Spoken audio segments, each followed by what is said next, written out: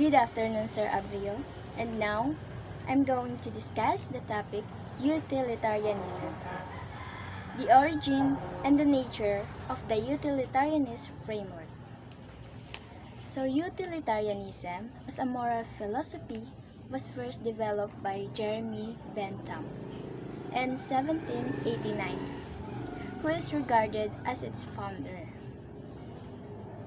He argued that human beings are governed by two sovereign masters, pleasure and pain, and that moral actions should be judged according to the principle of utility. For Bentham, an action is right if it increases happiness, and wrong if it increases pain. Applying this rule not only to individual conduct but also to government policies. So, Jeremy Bentham is the founder of utilitarianism in 1789. Later in 1861, John Stuart Mill expanded Bentham's ideas in his work Utilitarianism. Mill described the theory of the greatest happiness principle, which holds that actions are right when they promote happiness, defined as pleasure and the absence of pain, and wrong when they cause unhappiness, meaning pain and the loss of pleasure. Unlike Bentham, however, Mill emphasized the quality of pleasure over mere quantity.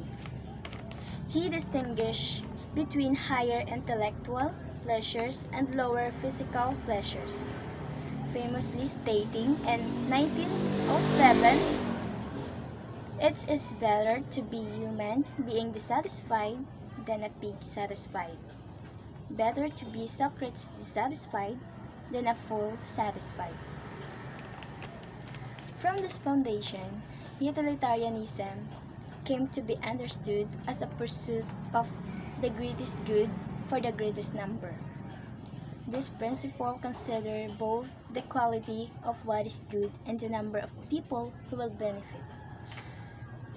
For example, the passage of minimum wage law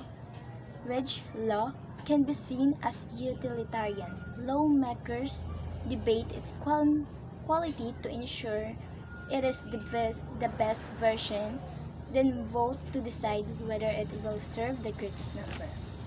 Other example, for example, there are bus. In a bus, there are a lot of people inside, and then night driver like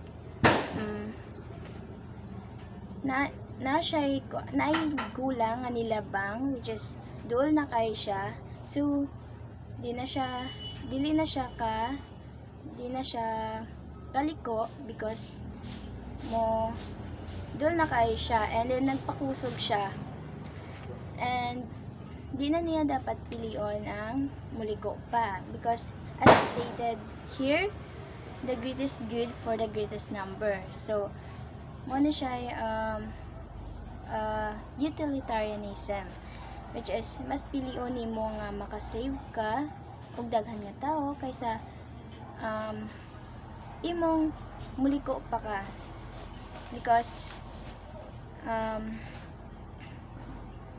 what is ang iyang gibuhat is para